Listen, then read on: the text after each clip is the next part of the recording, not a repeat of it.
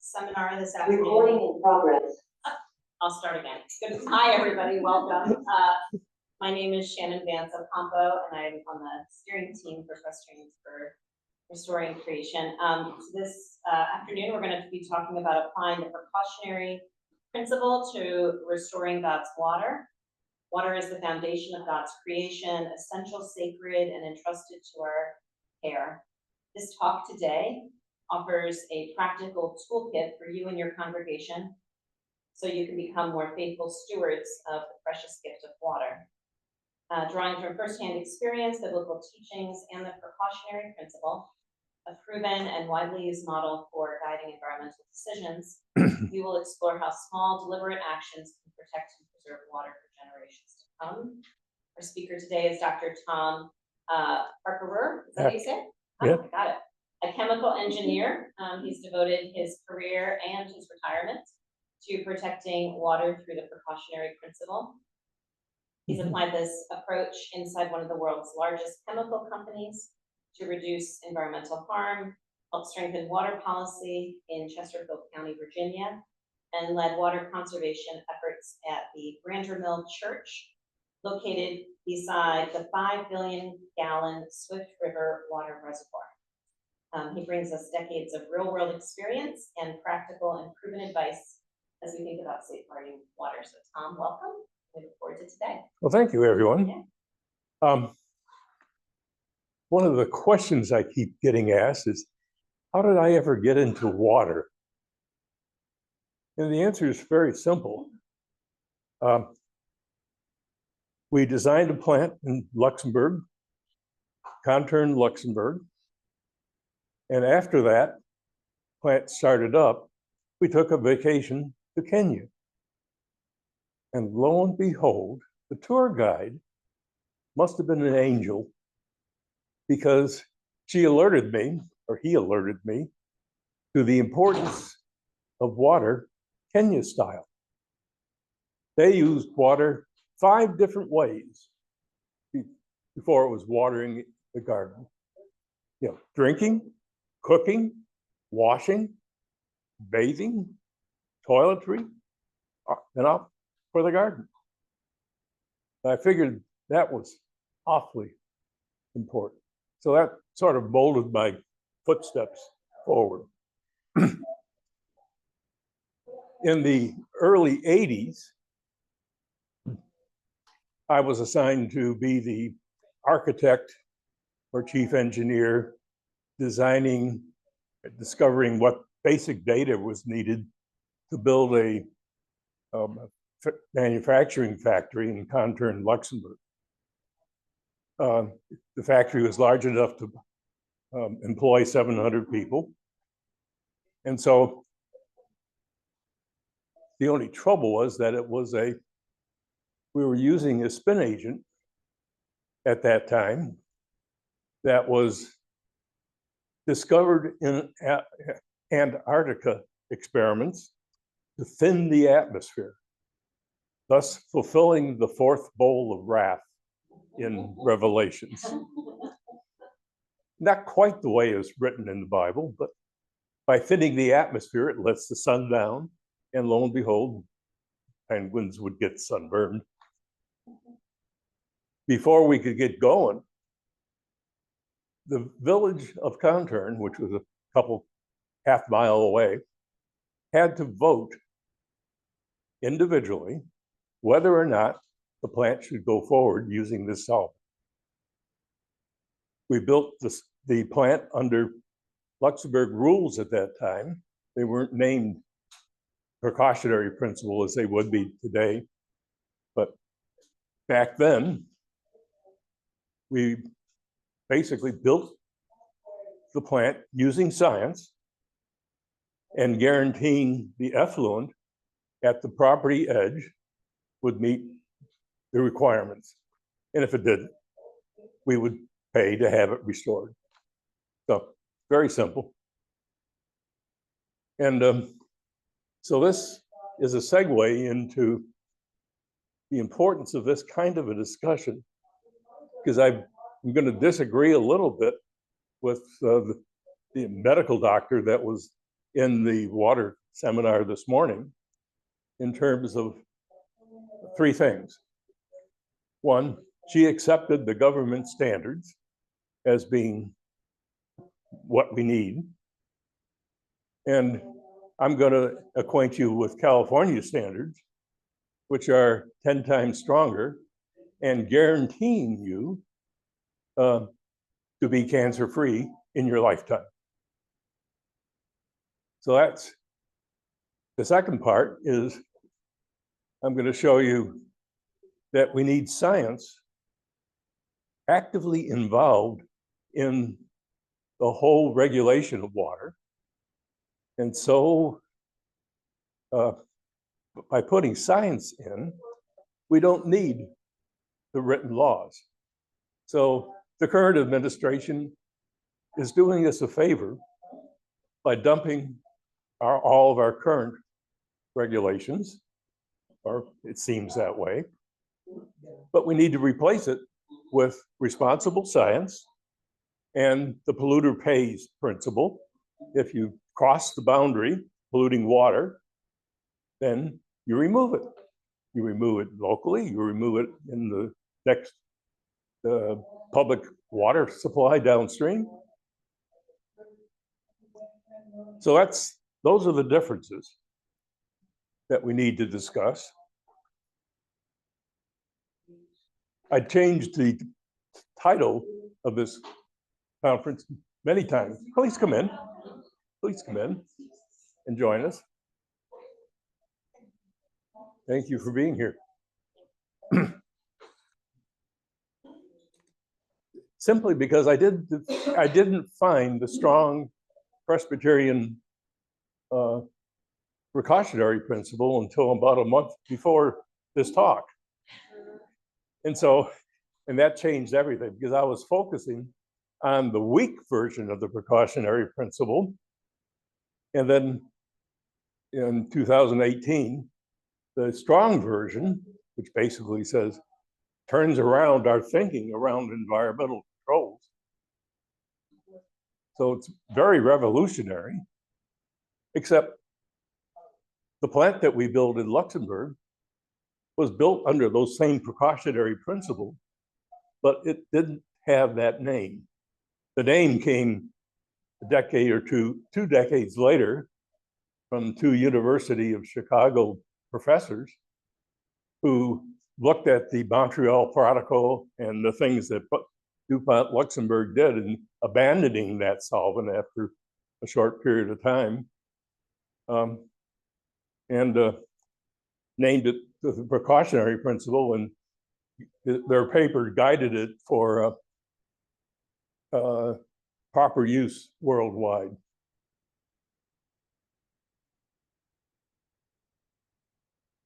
This is a New York Times article that appeared maybe a week ago. It basically says that, hey, our young people are getting cancer and dying.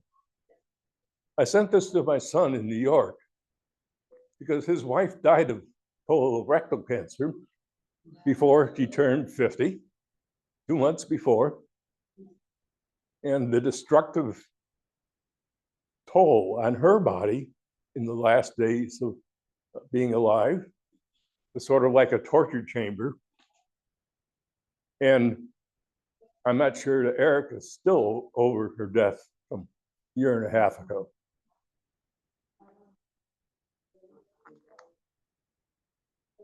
Wrong way, sorry.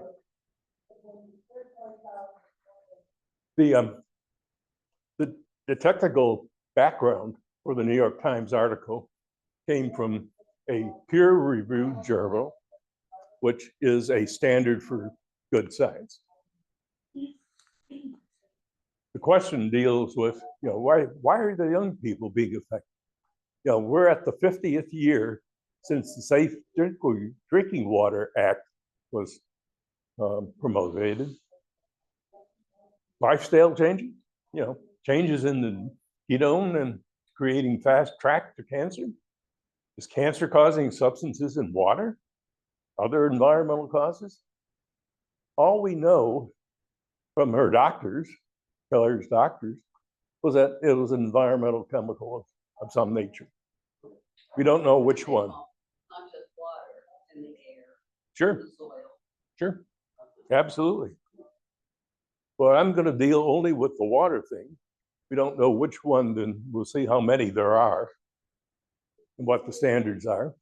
And, you know, my focus really is to remove them all. And one step at a time. So we'll take a look at how science, law, ethics, and stewardship can join hands to ensure that our water sustains life, not sickness, for generations to come. We're going to talk first about what is the precautionary principle in a simplified words. Our water reality, water is a sacred gift, and we've already heard that from Rebecca and others today.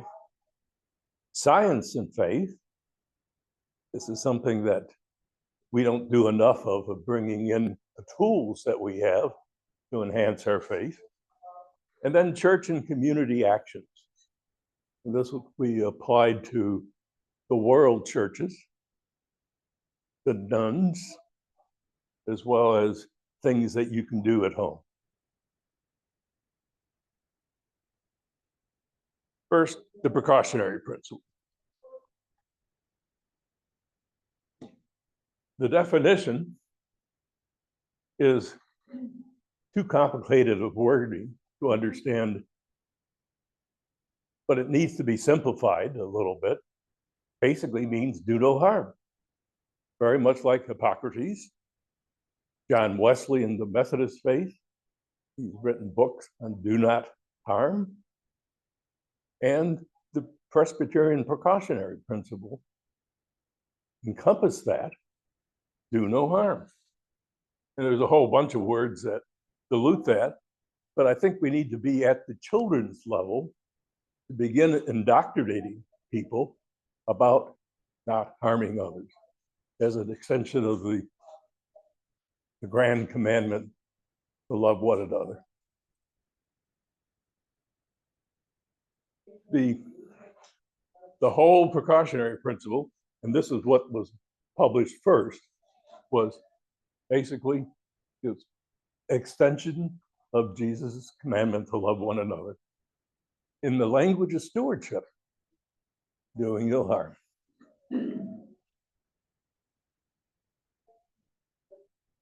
Why it matters. Chemicals in the water are safe until proven harmful. This is the new twist. In America, it's just the opposite. It's assumed safe until you go through a lengthy court battles or series. So the starting assumption that they're harmful, it's up to you to prove them safe. Then you act if there's a suspicion. Act before harm occurs. And if you do that, prefers prevention over proof. If you prevent cancer, then you're going to save hundreds of billions of dollars in cost, which may even pay for some of the impasse decisions in the current dispute in Washington. Anyway, example. All the science that I'm going to be talking about is investigations of why things break. In other words, if there's an accident involving water, you need to know why it happened, what happened, and what was the root cause before you can fix it. So this was a philosophy that of the precautionary principle. So modern science allows us to directly measure and control what leaves our land and enters our shared water system. You can see the spigot here. Instead of relying on outdated laws that distinguish between pipe flow or point source pollution, pipe flow, and runoff or non-point source, we just hold each property owner accountable at its boundary to the point where private responsibility meets public water.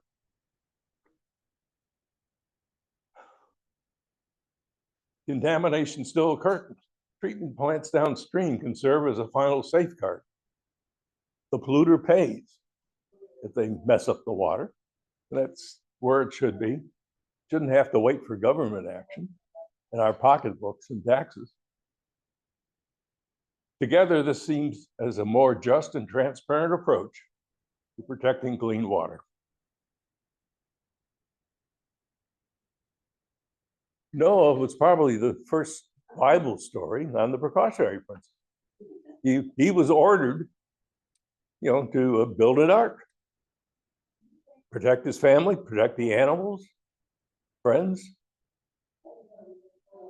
The thing that strikes me is that when he started this project, he was 600 years old. And that's the benefit of drinking, one of the benefits of drinking pure water. On the Noah drink. Well, there's a half a dozen or a dozen people living extensively long in the Bible, all drinking purified water. We didn't have to go through all the stuff that we're going through today. Okay. World Health Organization has an organization. This is one place for standards. This is the IARC, International Agency for Research in Cancer, under the World Health Organization. Evaluates chemicals, mixtures, exposures for cancer. Group 1, carcinogenic to humans. Group 2 are possibly carcinogenic. Precautionary principle applies to both. Those like asbestos, benzene, and chromium-6 from cooling towers, for example, are at the group 1, and possibly carcinogenic. It's in the discovery phase, and that's where we need to be acting on.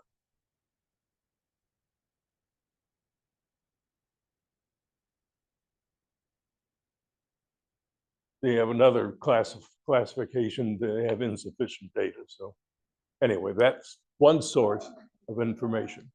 We'll come to a second source in a couple slides. SWATA, the Safe Drinking Water Act, 1974. We're in the 51st year of the discovery of that.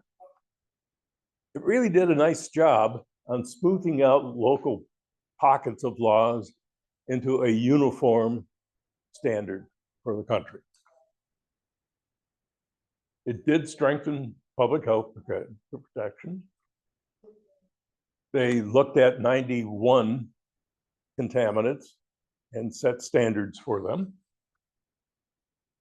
However, since in the last 50 years, one of the real blossoms of science is analytical technology, the ability to measure small and control small things.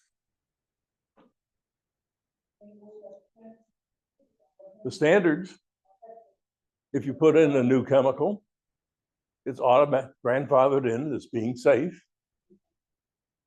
without proof until it's prohibited. And if you follow the strings of law, and I have one case example on PFAS that we'll go through, but there's also loopholes in the laws. There's also legislated loopholes in the law. There's also, basically flawed laws that have no relevance to what you're trying to do in keeping the water out. It's assumed, probably because we don't have federal legislation or founding documents that are specifically protecting our health. They want you to have life, liberty, and happiness. And so that's a stretch in my mind to protecting health. So we need to do something additional.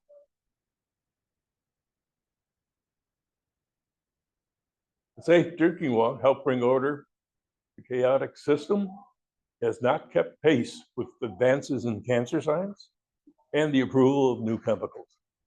Right now, there's probably close to 1,200 chemicals on the list that have been approved safe or had my grandfathered in as being safe that are probably carcinogenic.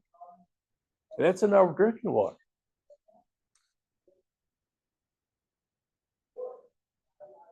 The big threats are the PFAS, the perfluoroalkyl substances. PFAS is specific forever chemical. The PFAS is the general term for 30 chemicals. And PFAS is a specific chemical. We have pesticides, residues in our both food and water. We have nitrates from agriculture.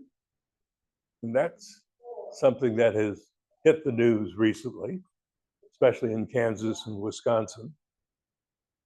And these are some of the things that are not removed by our waste treatment plant.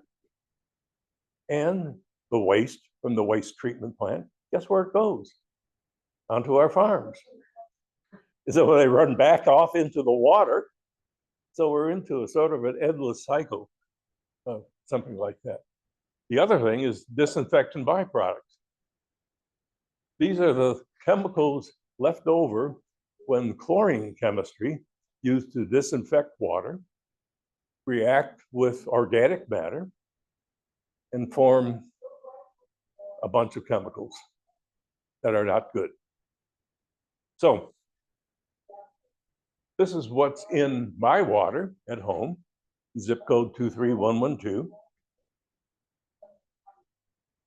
The 92X, the 472X, the 2X, the 2 and the 472 affects the range over the California standards or the IARC standards for preventing cancer. Then what is left? The average of that One of the things that we have, again, 1 in the second, middle here, is the question is about sometimes is, well, 150. you receive $1 million in donations. just shy of Why that. didn't you spend it in the first month?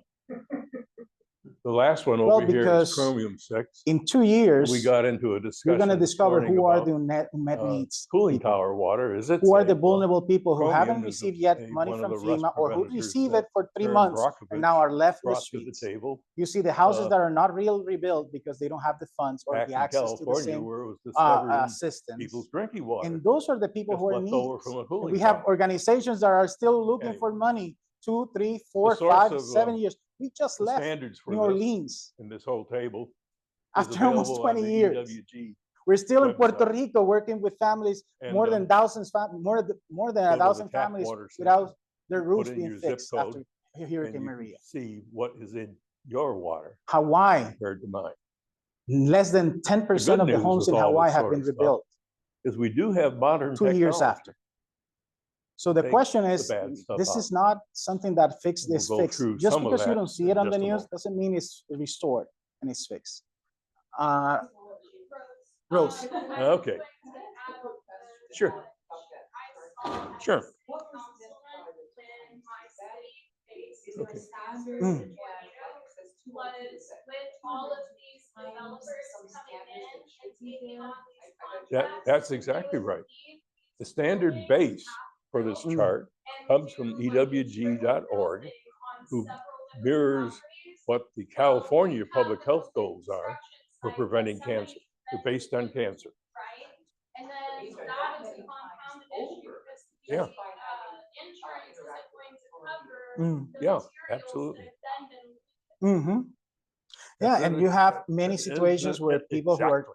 workers, contractors, people who are builders, after they finish with a two disaster, they headline move to the next disaster. So articles you in the have lack Richmond paper in the of last jobs available, personnel thought to was rebuild homes, Pretty good. and it becomes a real problem in many communities. Many people what's in are your either water? because they don't have the funds, because they run out of the money. Or Because when you toxic have tears, to decide simply because between we don't using that get money PFAS in chemicals 1 year out to of our rebuild, or feeding your wastewater, family, it goes or being into able to the buy a car to farmland. be able to take your And family to This go is to the work and take your concern family to of school. Getting into our It's a food hard supply decision.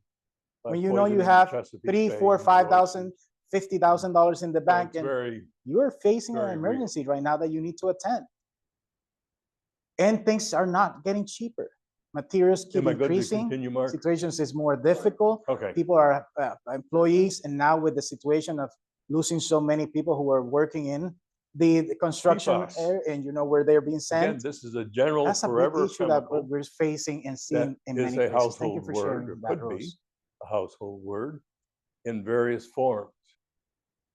Thing We that's also not have to on this understand list that the is, earth is a you big know, container. stain When resistant disaster strikes, gloves, not only people but suffer, all your waterproof the earth does clothing. too. Rivers are being polluted, Firefighting foam is a soil major erodes, issue wildfires die, because every wildlife military dies. instrument And to honor God's creation, if we really every wanted to honor airport God's creation, we must uses these acknowledge that the and planet there's itself no is one. barrier once they've been dispensed. We are called to the be rain will wash it healers, directly into the not water. helpers. Microwave popcorn bags, water Psalm resistant 24 clothing, reminds us that the paint, earth is what? stain resistant products, The Lord's. cosmetics, And what? pesticides, All that is. stain resistant furniture, clothing, fast food packaging, non-stick cookware, personal care products. There's a whole range of things. They last forever. Yes, ma'am. So the reason why you're calling me can we succeed because you said that there was a slide earlier to be safe chemicals and they're always on this, is that why they are called PFAS? Well, it's the name. PFAS stands for alkyl substance. Okay, So it's a form of chemistry okay. nomenclature, Oh, and that's it better. embraces over 30 different chemicals, Okay, which are on the suspected list for cancer.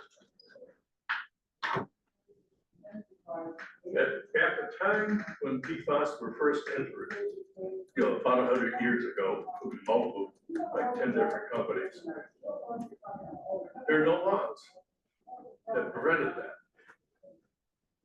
And so now, you know, 20 years or 50 years, 55 years later, 60 years later, we start getting into court cases proving the harm. People are, gee, we missed it. So this is one of the key things, I think, is taken our current regulatory system way too long to remove bad chemicals. So the Presbyterian Precautionary is the correct standard, I think, to act before harm occurs. You know, it's a sort of type of thing when I was a child. My dad would let me roll marbles down the staircase, which was a lot of fun because you get around the corner, through some holes and score some points. But he didn't want my grandmother, who shared an upstairs room area with me, and didn't want any of us to slip on the marbles. So it's precautionary. Right, just Build in into case. daily type of life. And here we got a big long word prioritizing this for our church. It should be the standard for our country. All right. Keystones, these are legal keystones. The first court case was 2005. DuPont agrees to remove the PFAS contamination from public water and study the impact. It goes through several different court cases, 2016, 2017, 18, up to 2022. EPA started acting, setting health advisories. And finally, 2003 finalizes some of the reporting rules back to telling them, hey, you gotta go back and look at your records back to 2011. Well, they were introduced in the 1940s. What about all that? Then, probably under direction from the previous administration, the EPA acted published low results, 4 parts per thousand. Is incredibly low. In May of 2024, the CERCLA is the hazardous substance designation under the Superfund laws of our country. So it now digs into our pockets as taxpayers to clean up the mess that should have been stopped much earlier. It took 19 years from the initial court case. This is one of my reasons I disagree with this morning's speaker. It takes too long to get effective action through normal government channels. And it turns out there's no real safe measure for about for BC under the our current knowledge. So, but we need to get it as low as we can, because that the difference between the standard is the driving force for cancer. Yeah. If you get it very low, you don't have much driving force, then you got a better chance. The other thing on the PFAS, I used to work with a Presbyterian upstate New York, and we had a big case there on the border of part of upstate New York to the east of the capital city of Albany, and then over the border into Vermont. And there was a lot of cancer in people that was going on, and it wasn't getting looked at, like, why is there a higher incidence in this area?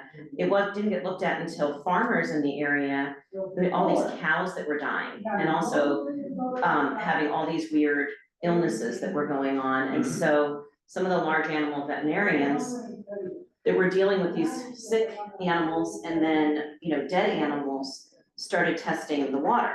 So it was actually the veterinarians, because they weren't listening to the people, but the veterinarians were seeing all these dead cows in their practices with farms. And it's all dairy farming in that area. And the vets they ordered like private testing kits, and they're scientists, right? They're scientifically trained. And that was how it all got broken. And they've been doing a lot, they're still working on it in that area, water cleanup, but the damage is done. There's all these people that have had cancer, people that are already dead, livelihood lost on these farms with animals and contamination, and then the milk supply. And it was a real ripple effect. And a lot of the communities adjacent to this were very poor communities. And these were not people that were, able to, there was some litigation, but the ability to stick with long-term litigation is really hard. And to, weave your way through that whole process. And so it feels like a lot of people have really gotten, and that's a story that's repeated everywhere, right? But left behind. But one of the biggest loopholes is farming. Right. Because I know a number of legislators that give preference to whatever the farmer wants to do so that we can have food. And that's probably the wrong stand. Anyway. Well, underneath all this and with all this is the influence of big corporate money. So it's not so much what farmers want to do or other people want to do, it's what the lobbyists are being paid to do, what people are told to do. There's a lot of money sloshing around, which is influencing all this stuff. Even if farmers or other folks want to do good, want to do the right thing, don't want to put chemicals in, there's a lot of pressures and disincentives from the corporate world, and also it applies to your legislators too, who are all influenced by corporate lobby money. The lobbyists write the legislation for the legislatures to pass, and it's, guess what, favorable to them. So, it's a very difficult situation to try to get out of these loops once they've gotten started. I totally agree with you. And one good case example of that is the Roundup. Yes. Series of things that's been going on for decades. And we still have Roundup, and they sell seeds that are Roundup resistant to farmers. Yeah. So it's, it's well, let's come back to the California approach now. Back in the mid-90s, California voted on Proposition 65. And what that was, basically, hey, do we want health-based standards or not? And it was approved 2-to-1 margin to approve health-based standards. And we'll go through a couple of specifics of this. But anyway, this is not laws, but they have much stricter goals that prioritize health over cost. They're not enforceable, but they set a moral and scientific standard. And there's the precautionary principle to assume not safe until proven true. And this is the Office of Environmental Health Hazard Assessment. OEHHA.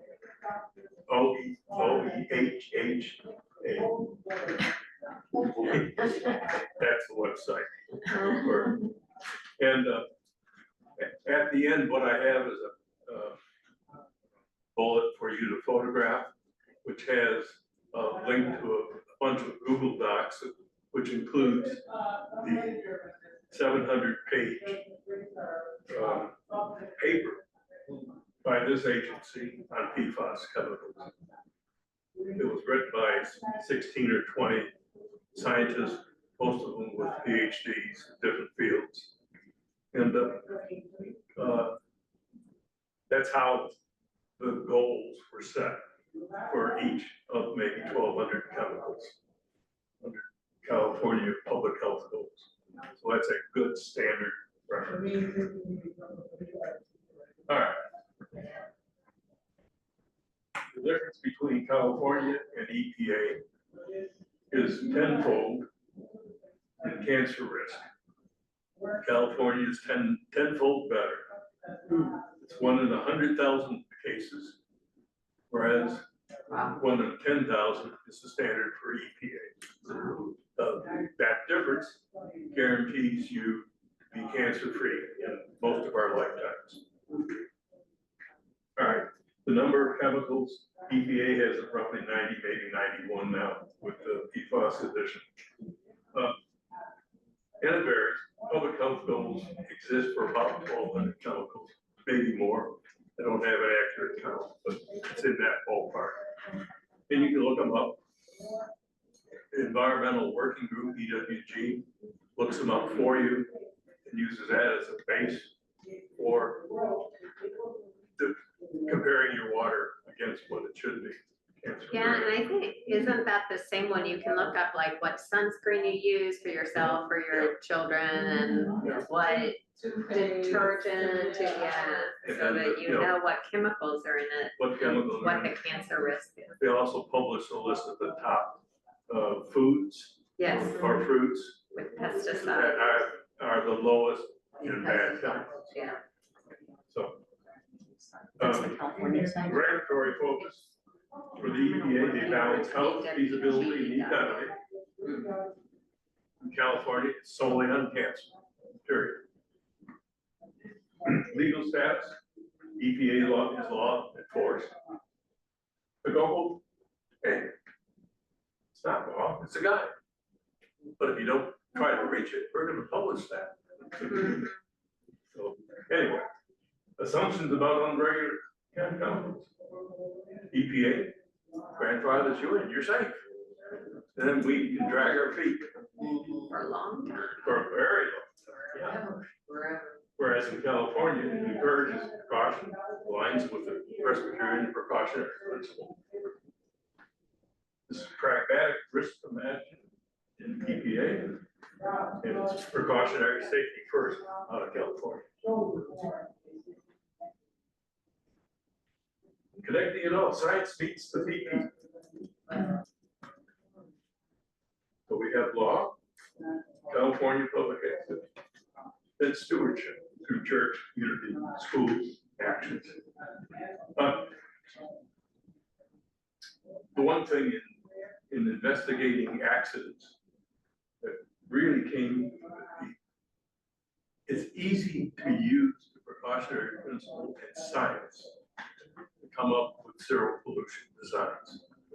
I've done that through uranium mining, I've done that through chemical company, and I've done this through coal ash storage, which has a lot of very fine, hard to manage particles that get into the government doesn't even measure non-point source pollution.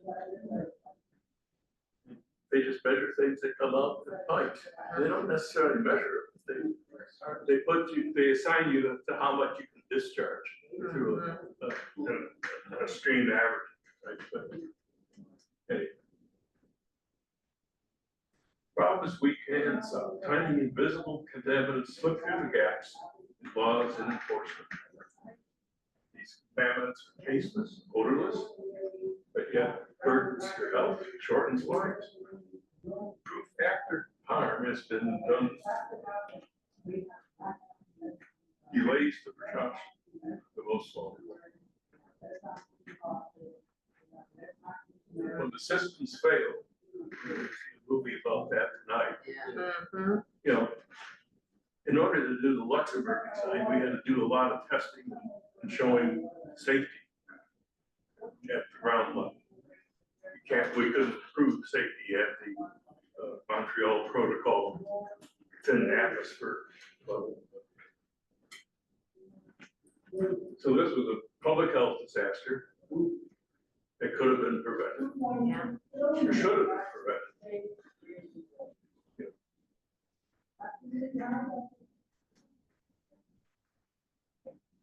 Sacred gift.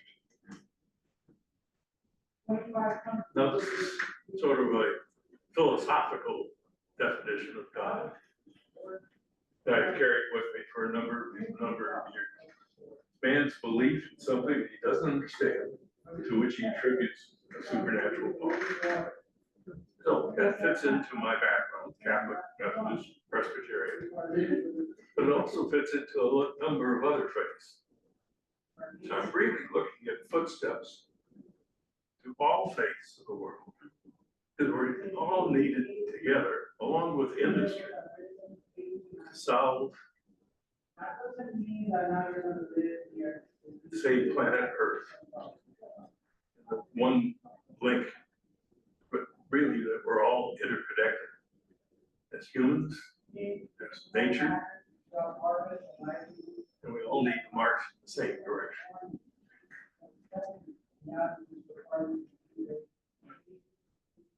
Revelations, life-giving water. I use Revelations 22. We heard these from our plenary this morning.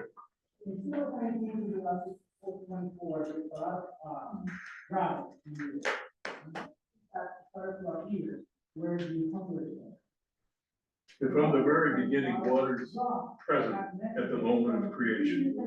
The Spirit moves it, animating life. In baptism, this is a repeat from what we saw this morning.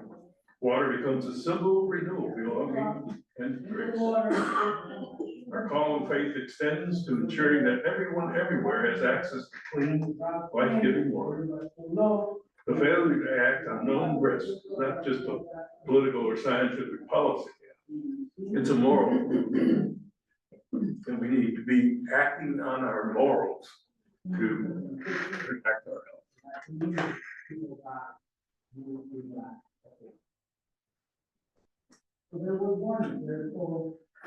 Adding science to faith. Scientific truth. You know, God is the sole truth. Scientific truth is really defined as, you know, your scientific statement, and you publish the data and the methodology of your thinking. It's reproducible. This is one of the attributes of that, and it can be reproduced by anybody. So, in addition to that, it's can be independently verified, but it also could be challenged if they don't find it. And so this is, if it endures, not being challenged, that's a greater belief in truth. The last thing, it fits in with the consistencies of other science governing our world.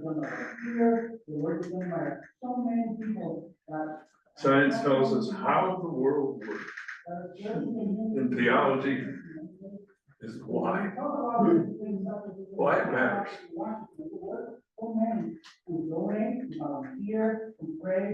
Actions. These are just some suggestions. Again, we'll have these slides available if you want to download them off of Google Docs. But the vision that every church could be a school, could be a community center, a church becomes a wellspring of safe, life-giving water so every neighbor thrives. That's one vision. The mission: practice precautionary love. Teach the precautionary principle. Do no harm. Teach our children this way. By testing our water, we can remove contaminants, teaching stewardship, advocating for protection for the most vulnerable. That fits in with the church mission, I would think. Water is a top health priority. Use science as a standard for setting pollution limits. Keep pollutants out of the water column sediments, not just below some acceptable level. For example, our uranium mining law, when done in Virginia, showed that the normal things that you would measure, surface water or the water column, were safe, yeah. But the sediments were some of the fish and quality creatures. Started building up uranium during an exploratory mining operation, just a 6-inch drill. Do so harm, it polluted the sediments significantly for 20, 30 miles.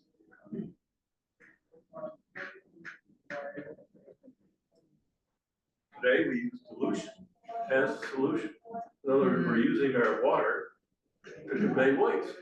That's the wrong effort. It's the wrong model, I think. Clean water should not be used to hide waste. If you put it in, you take it out. Enforce the limits at the property level. In other words, give the property owner free rein to do whatever he wants. We don't need laws. They can do whatever they want. But where private land meets public water, that's the boundary for which you draw the line. Put a chemical in that's over that boundary. You know, you put it in, you pay to take it out. Contingency plan should be part of a plan for any new measure. That contingency planning says, hey, if something screws up, you can't help. Storm comes, you know, whatever. You know, activate the contingency plan. I say we need to plan probably to remove bad stuff several hundred miles, whatever it seems to take. You know, if you can measure it at an intake to a water treatment plant, you need to remove it. That's part of the contingency that needs to be thought of ahead.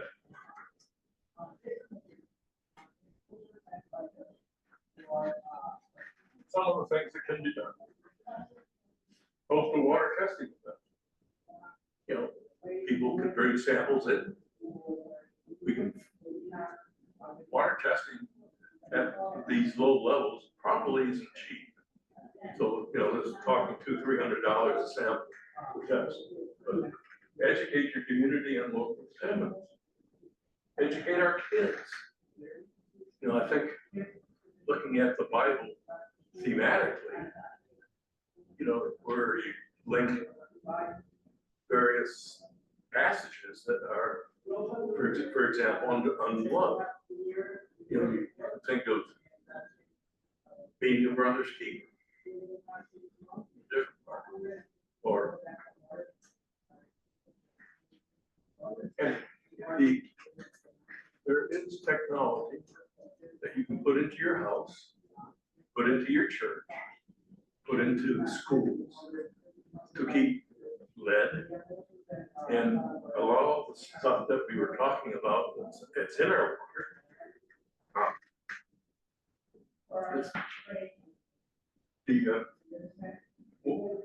The legal cases that I had here had a fine to one of the companies in the range of $1.2 million.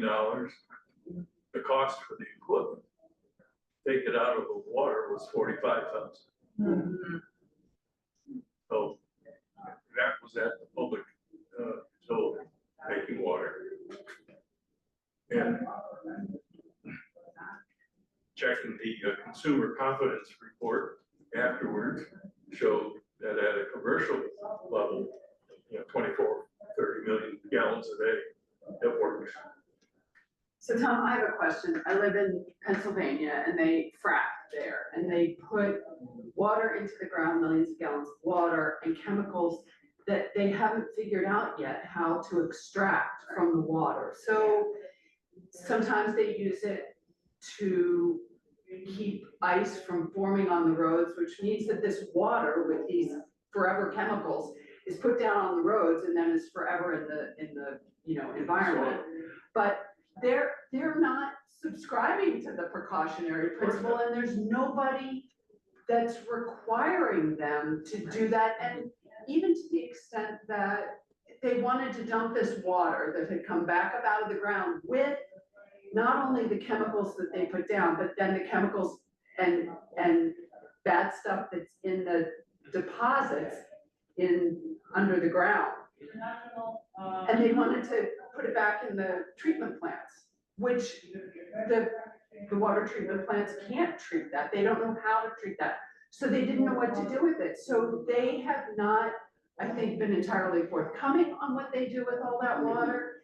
It's taking a natural resource that is non-renewable. We only have so much water, right? We're not gonna make more water. And taking all that water out of circulation.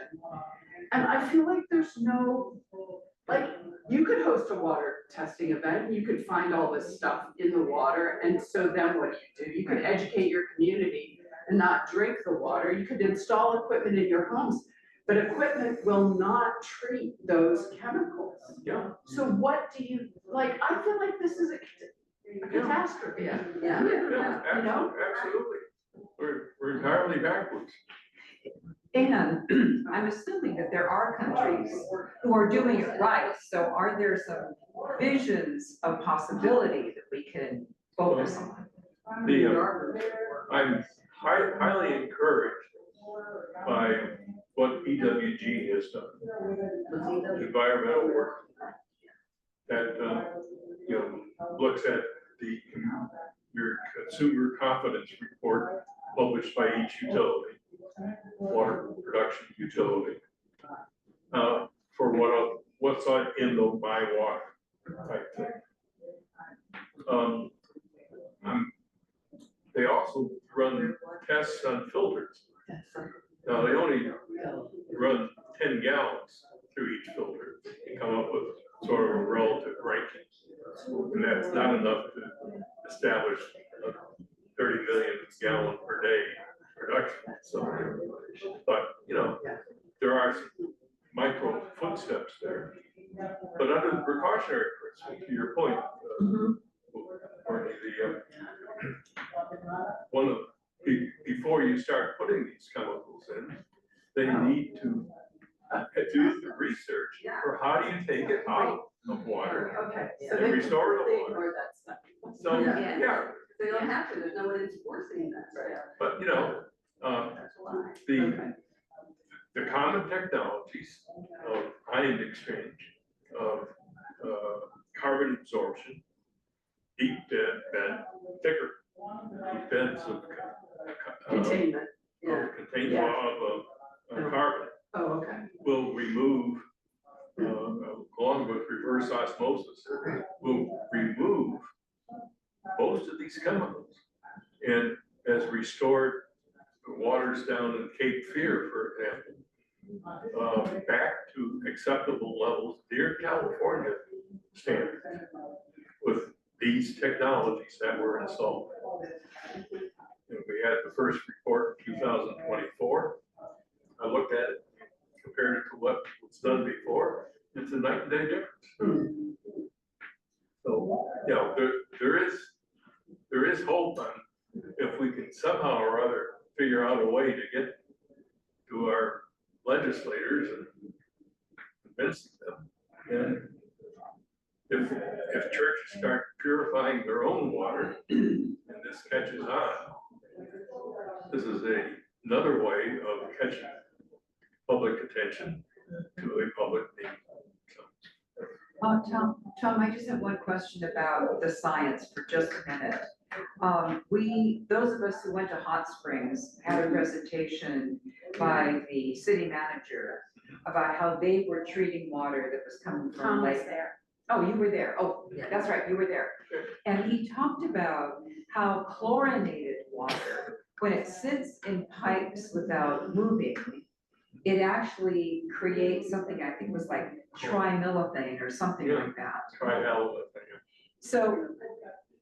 So a question that I had when I saw your chart is you have preceded your chart with the comment that this was chlorinated water that then interacted with all of these forever chemicals that resulted in that chart. And I'm just wondering whether it's the chlorine itself that is part of the question, part of the challenge. Well, the city of San Diego, California has gone to OSHA for disinfection. Yes, And it's gotten rid of this issue yes. completely. And They have another issue that they have to contain bromide. But that is much easier than dealing with, 150x cancer. exactly, which is why I'm wondering, is there another approach Yeah. that can stop it before it ever even turns into those Yeah. horrible chemicals?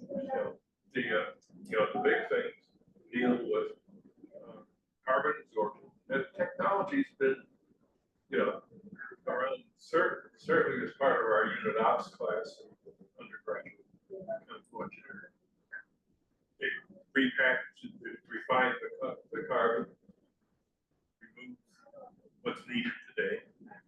There's a series of packages that you put into your water cooler in terms of a pre-filter, as well as getting carbon, getting the microfiltration you need from very small particles.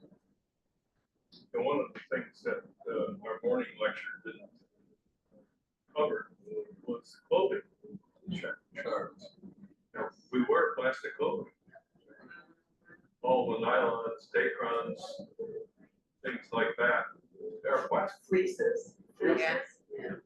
Yeah, well, I mean, we have a choice. People can do the research and find organic clothing, made without chemicals, made with not nylon and all these alternatives on fabric. And so people just have to Look at my have calendar. to look with that stuff. But, it's not easy. It's not that, it's not available in your store. Well, the thing is, with research, people can find alternatives, same with cosmetics. There are natural versions of cosmetics, or just software that, can avoid the chemicals that are in those things that you're applying to your skin. Sometimes I think it's a point of privilege to be able to look for Yeah. organic stuff, look for, and make sure people that are trying to survive and not thinking about. Just why it has to be done on a system-wide basis. You can't expect. Tom, Mindy let me know there was a question on the chat from, he's in Kenya? He's in Who Kenya. said, he was asking about wells. Could you say anything about wells and how they fit into all of this? There's a lot of wells. They're not regulated. It's whatever the owner of the well decides to do. Now, he's in Kenya, so who knows what his, What's in the water there? do you know anything about, you said you've been to Kenya. Yeah. So they have, water standards much stricter than here in the United States. And they also have a distribution system that guarantees that the fortunate are covered with water. You have to pay an arm and a leg for it. That's the urban areas, I assume. The rural areas are probably not. Probably not. I agree with that. And can you send it around our urban area? And the rural area is really wild. Yeah. Roads. But anyway, partner with public or public organizations, advocate for stronger local and state water laws. Include children, youth. In the handout package, there's a sample cautionary principle children's lecture. You can buy Niagara Purified. This is the one bottling company that I have meets the transparency standard, measures everything, achieves public health goals, California. Even for PFAS, they're right at the interface there. About 50% of the current for parts of Detroit. Standard. And so it's readily available. One of the things I'll do after this lecture is try to get a group to tour the bottling company and see if they will prepare a package for churches similar to what they do in commercial production that can be used as a source of water. Where is Niagara bottling? Sorry? Where's it located? It's something that It's sells its water nationally, like? Well, it's a national chain. We have a company, one of the branches of the company is in Chesterfield County, where we are located. So it's 20 miles away from my house. And what they do is put the technology in line with what the cities or counties with super filtration, with ion exchange, with carbon filtration, and with reverse osmosis, where you take the salt out. It also takes the small particles out. That's what you drink. But Tom, those are bottles. Are you suggesting that people buy bottled water? Well, obviously, you have to choke. You have to now, right? Today, the answer is if you want purified water from Niagara, it comes in bottles. But one of the things I'm going to do is see if they can package it better so that we can get it in our own container or provide systems to various public places like schools or churches so that the water can be your regular tap system. So where we are today, that's a tough choice. There was a sign at Presbyterian Church, we had lunch, and it says, no plastic. Don't leave your plastic at home. So it's, but right now, in my mind, I think health is a priority. We can deal with plastic, and the next step or two down the road if we want. But I think health is a high priority, at least for me.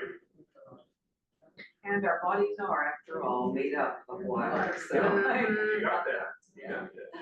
And it has to be pretty pure to get through all the various premises in the body to make the body lubricate, work the way it's supposed to. Question for those who can't read the fine print here in the back row. Are those company labels on all the bottles there in your graphic? And what companies are they? It's Well, Niagara. the It's only all one- They're Niagara. all Niagara, okay, I couldn't. It's all Niagara. Different sizes. Okay, because they all want to put, all the companies want to put blue on or No, something, it's- right, so they go It's, here. it's, Okay. they're the only company that publishes data Mm. on a scientific basis that guarantees transparency. Many of the companies like SK or that have water coolers in churches and whatnot tell you, well, the water's better, or, non-technical terms, Yeah. and they don't sell technical terms. Whereas I understand that Niagara quality certificate is being good. And that's where we need to be.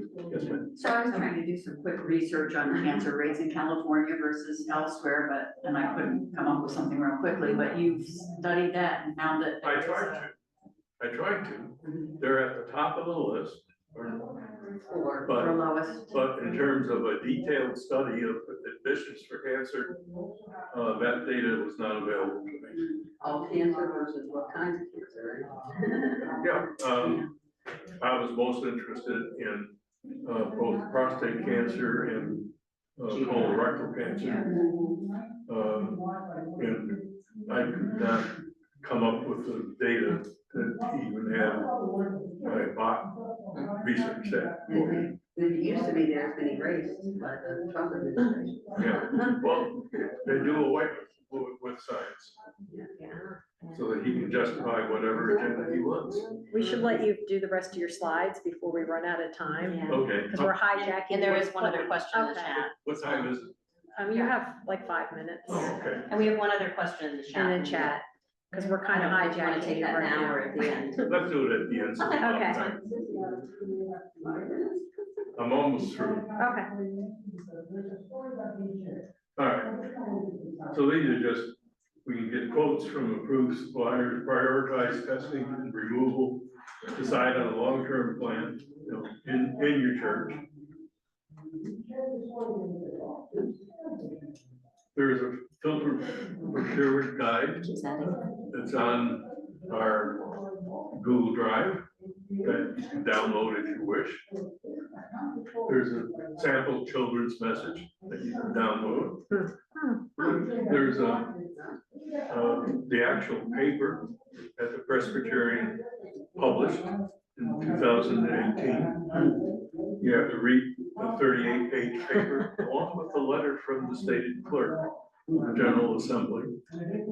Now, I think this is equivalent to the original founding document for Presbyterians for Earth Care back in 1990. That was restoring creation for ecology and justice. This is on a par with that, and it's far reaching, I think.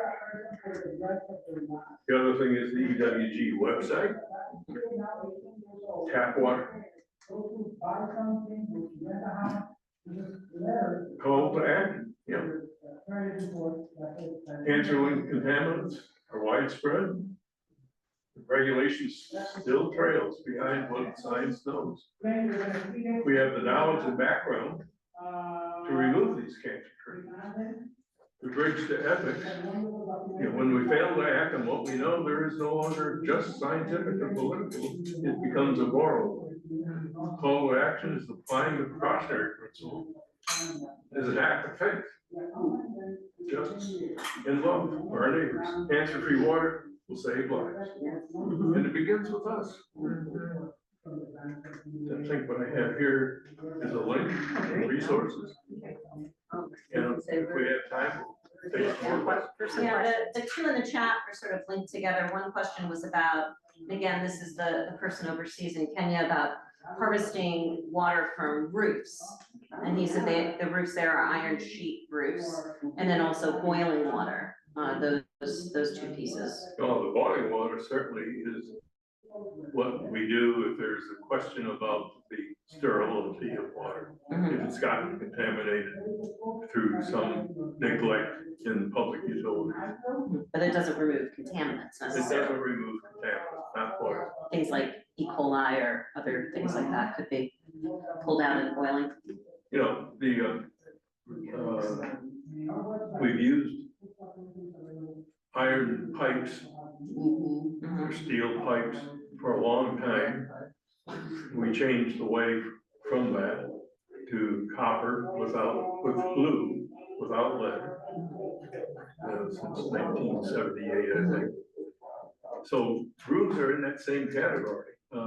If the drain is acid, will be very much like, and water off the roof would be good for watering plants and things like that, but not for drinking. If you test the water to see if there's lead in it, then be guided by the test results. Kenya under drought is obviously a very creative environment for finding water and using it. The Niagara Water Company is a family-owned company originally based in Irvine, California. I don't know if it's elsewhere now, it didn't say on its webpage. No, well, anyway, that's the best standard that I've seen right now. Well, that's all I have. That's it. Thank you.